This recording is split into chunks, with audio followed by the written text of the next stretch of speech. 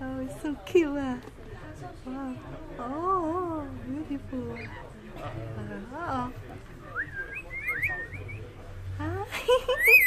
Yes, hello.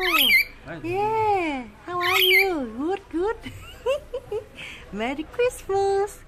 Hello, hello, hello.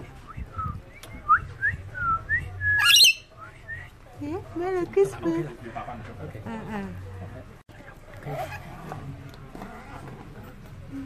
Huh?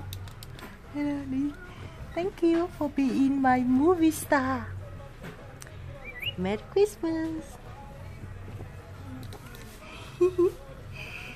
Chúc mình xinh.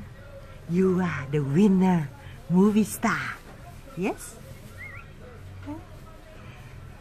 You are my movie star. You sing very good at Toto. Thanks for coming. Bye. Bye bye. Bye bye. Okay. Thank you, God. Merry Christmas.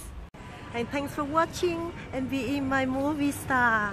聖誕快樂 Thank you， 多謝，謝謝。